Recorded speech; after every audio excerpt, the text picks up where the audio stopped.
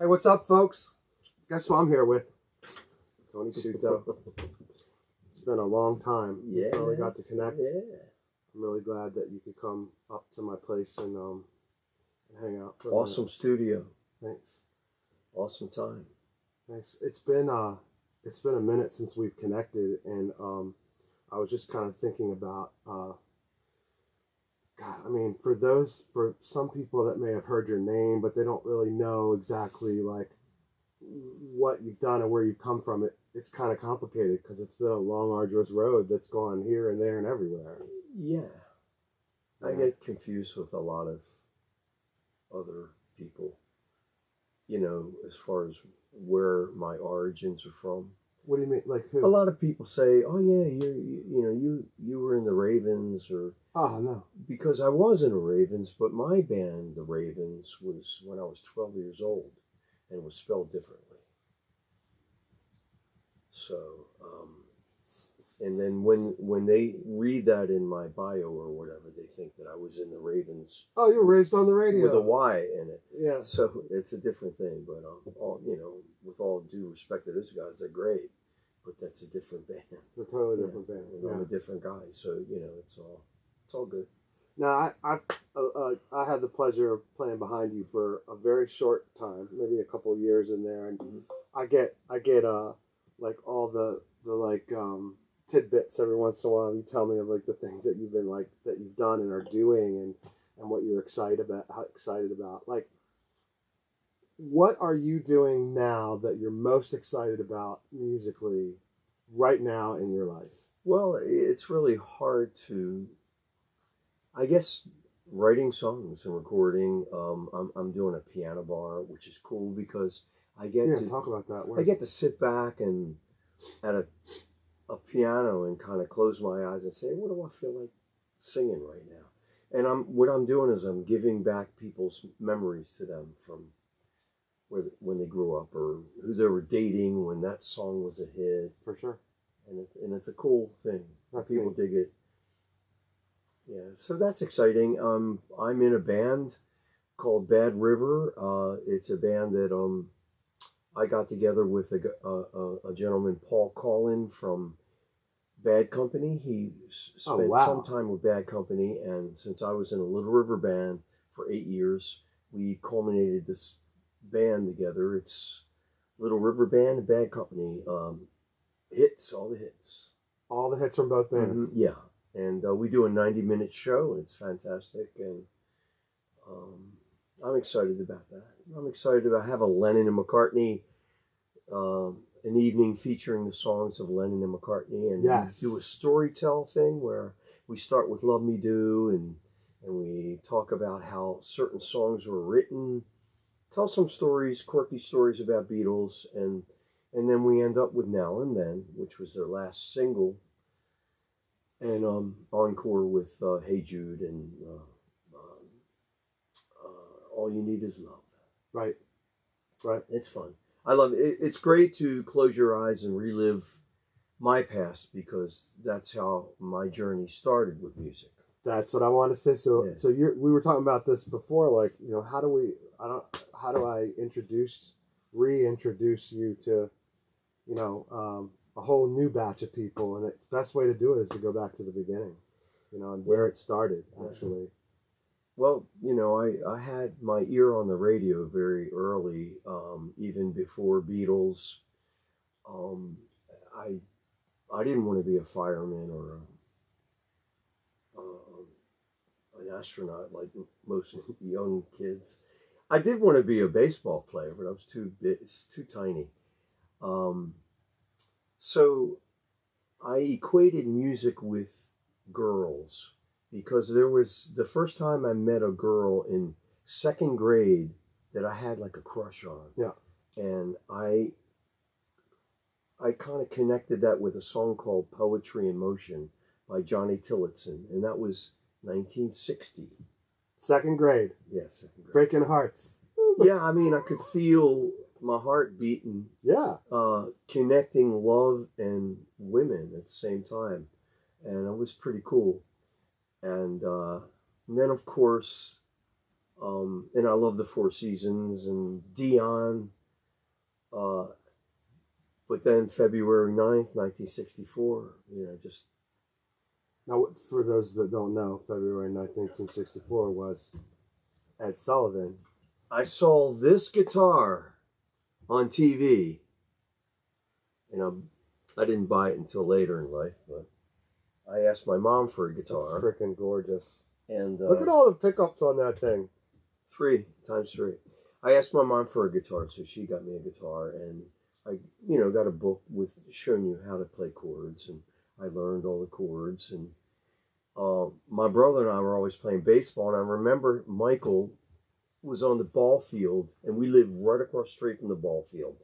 And I remember calling him down, "Hey, Michael, come on. I want to teach you twist and shout on bass."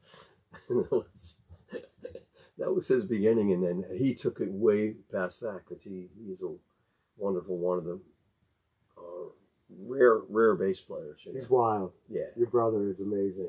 Yeah. Yes. It runs in the family. Yeah. Thanks.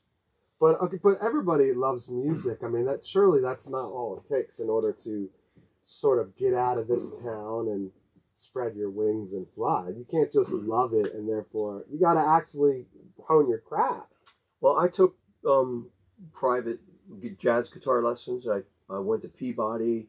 I did not know that. I went to the prep course, and I realized it was very stuffy, and I didn't belong there. I took vocal lessons. I took composition lessons from a Peabody composer, Spencer Hoffman. He taught me all how to build a song, just like you build a house with a foundation. And that's what my plight was. I wanted to learn how to be a songwriter. Right. And I didn't want to be a singer. I've never wanted to be a singer or a guitar player or a pianist. You're good at all these things. I can do them all, somewhat, but I'm not great at any of them. But I never really wanted to be any of those, like a singer or... Right. I just like the whole package. Craftsman, and crafting the song. And maybe I got that from the Beatles because nobody was like the lead singer. There was a lead guitar player, but they all kind of did everything themselves, and I wanted to be self-contained. And then Brian Wilson, blew my mind with his songwriting and production. Yeah. And he did everything too, so, right. I wanted to be autonomous. And so right. That's pretty much what I've done. So what are some of the artists that gave you a shot to work with, to write, that gave you that confidence that you go, okay, I'm going to this next level. There's no looking back. Well, I was taking jazz guitar lessons from a great musician in Baltimore, Richard Roeder, and he and his lyricist asked me to sing on one of their demos, and it was like a pop song. Yeah. And while I'm doing the session, I was talking with the lyricist, and I said, "Hey man, did you ever write rock and roll?" Because this wasn't a rock, it was like a pop song. And he goes, "No, but I'd love to." I said, "Well, let's get together and write." So I started writing with Richard's lyricist, Sammy Egorin.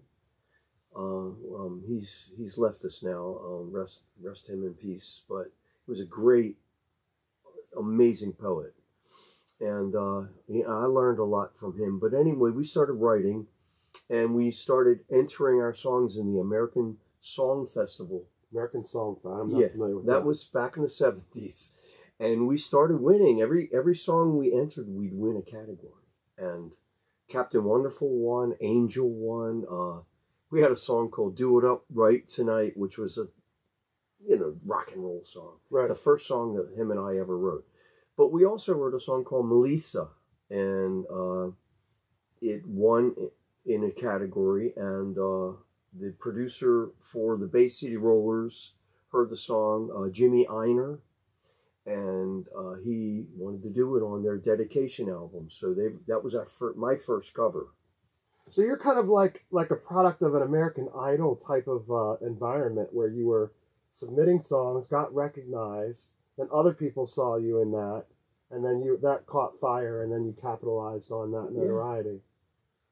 Yeah, well, I mean, I was excited to have the Bay City Rollers record one of my songs. Although I wanted to write and sing my own songs. I didn't really see myself as someone else's songwriter, but it ended up being that way in a sense. But then again, I have my own album out. I've released many albums. Yes. And then I lucked out and wrote a song that was picked up by Don Johnson for his Heartbeat album. And that Looking for a heartbeat. Yeah. That dude. Yeah. Yeah, I was on that. That's a great album. It And, is. I mean, it's polished. Yeah, it's Petty's on it. I mean, his songwriting, a lot of other great songwriters, and a lot of great players. Dweezil Zappa, the solo that he does in my song was the very first solo that he ever did. Really? Yeah, I had a song on that album called "The Last Sound Love Makes." The Last Sound Love Makes. Yeah, and that's on the Don Johnson. Don Johnson album. Yeah. And awesome. Dweezil's playing solo, and I bump into him at NAMM. One time I bumped into him, and I said, dude, man, it's like you played solo on my song, Last Sound Love Makes, for Don Johnson. And he laughs. He goes, man, that's the first solo I ever did on a record. Oh, my gosh. Yeah, wow. That was cool. But, and then, speaking of Zappa, I wrote a song with I got signed with Famous Music Group, Paramount Pictures Music. It was a publishing company, and they would put me together with writers, and they put me together with Ezra Mohawk, who was Uncle Meat in Frank Zappa's band. But she was also a songwriter. She wrote "Change of Heart" for Cyndi Lauper, and she's written some other songs. She was a great songwriter. We've lost her too. But we wrote a song called "Stronger Than the Wind." I took a Stratocaster on the Amtrak train up to Philadelphia and got off on 30th Street Station. Cabbed over to her house, and we wrote that song for Tina Turner. Covered it, called "Stronger Than the Wind," and that was great. Good God! So when you're getting all this accolades, what kind of a timeline are we talking about between, like, entering in your first song into the American Song Festival, and then all of a sudden here we are, Tina Turner needs a song? Like, well, the American Song Festival was the early 70s or mid 70s, and then by the end of the 70s, I got myself a record deal with Portrait Records, and I had a producer from New Zealand fly all the way over from Columbia Records to the Holiday Inn on Cromwell Bridge Road to see a faux Tony Sciuto band, because I got these guys together because I didn't have a band. Yeah, quick, hurry up, get a band. I just hurry up and got a band. And the guy sat in the audience, and I finished the show, the set, and he goes, "Welcome to the label." So we definitely at the Holiday Inn pulled the wool over his eyes. And so we're working on the album in LA, and I get a call from my label connection, and he says the label went under. They're no longer a label. So I think they had Portrait had a 2020 Heart. They had Ringo, and they had me and some other bands. This is like almost like, do you ever? How do you assimilate? Like, you have to make a change. You have to make a change when you're running with big dogs like that, right? You have to like make a change in how you're seeing the whole industry. That, like, was there a moment where you're like, this is now getting really serious? Well, yeah, I mean, you start to realize you're realizing your dream, but at the same time, you got one eye on failure, because you never know which way it's going to go. You're never confident, totally confident, ever. Right.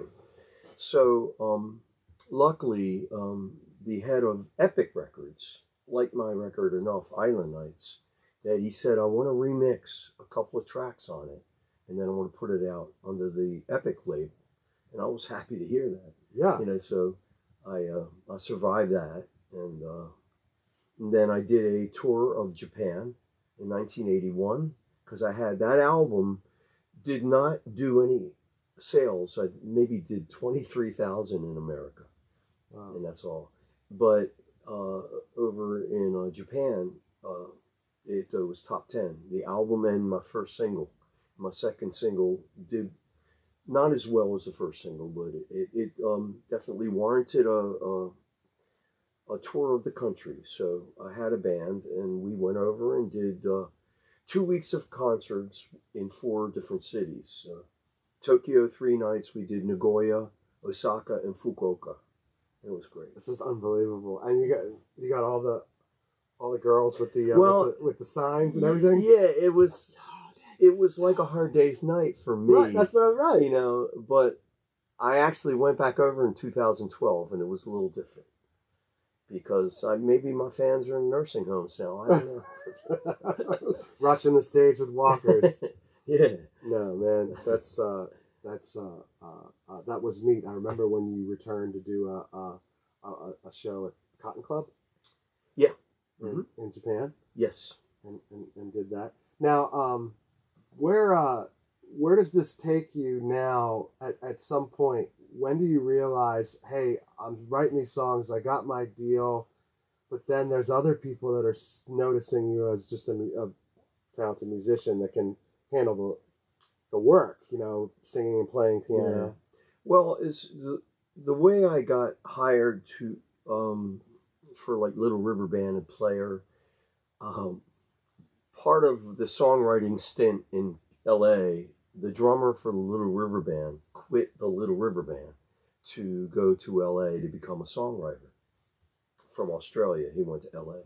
So Paramount Pictures Music hooked me up with Derek Pellicci, and he's still a great friend of mine, and he's a great guy. And we wrote some things. Nothing was notable that we wrote, but he remembered that I was, you know, that he remembered me. And one night I got a call at 3 o'clock in the morning, and I say, hello. He says, hey, mate, it's Derek Pellicci. I said, Derek, it's like 3 o'clock in the morning. And he goes, hey, mate, I reckon I want you to be keyboard player for our band. Just like that. Yeah. Just like that. And what were you doing at the time? I was sleeping. You were just sleeping? Yeah, I was sleeping. Was there any of the Japanese ladies in your bed? No. I was sleeping. I was sleeping in Towson, Maryland. Okay. Keeping it clean. So I said, Derek, I'm not a keyboard player. He goes, mate, I've heard you play. You can play. So you can play with the band. I'm going to send you a cassette. And so he sends me a cassette, and I listen to the songs. And Take It Easy on Me, Cool Change, Reminiscing. Have you heard about The Lonesome Loser? I said, I've heard all these songs on the radio. I always liked them, but I didn't know exactly what band played all those songs. I thought they were all different bands. Oh, right. Okay. Yeah, I wasn't into the Little River Band back when they started.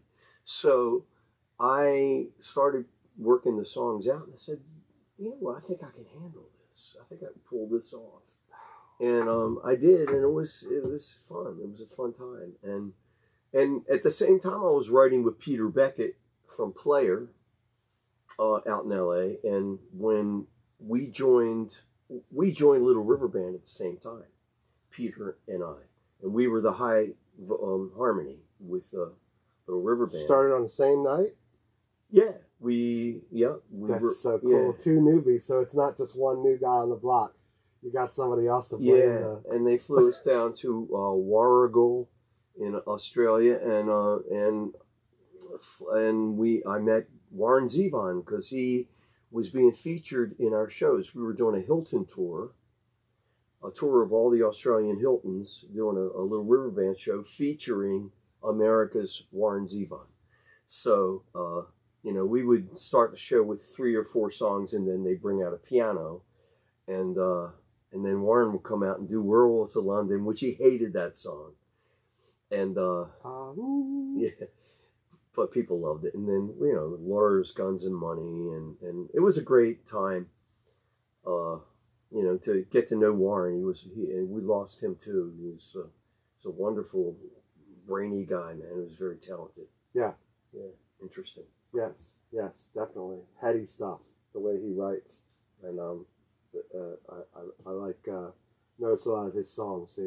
He likes to surprise with a lot of his arrangements. Yeah, he was one extra time of this. Yeah, or, he was quirky. Yeah, but that's what he loved, quirkiness, and yeah, that's really awesome. And when you're playing live and someone would expect to come see you, like so you're down in Delaware you're doing a piano bar gig. Doing a piano bar at the Palm Beach Bar and Grill every Wednesday, 4:00 happy hour. They have great food and great libations, and we have a certain crowd that comes in every Wednesday, and a bunch of wonderful people. As a matter of fact, one of them is a very awesome Baltimore musician that moved down there, Larry Simpkins, who used to play for Joy. You know, he comes out and he sits in with me and plays guitar and sings, you know. Yeah. So we have our little, you know, quaint little Wednesday night party. The Wednesday night Tony Club. Yeah, and I do Billy Joel, Elton John. I'll do Beach Boys, of course, Little River Band, Player, Tony Sciuto stuff, you know. Right. I do a wide assortment of stuff. Turtles. This is a really great idea. Like for a lot of us that go down to the beach on a weekday to catch a off season weekend or week with a wife or a girlfriend or something.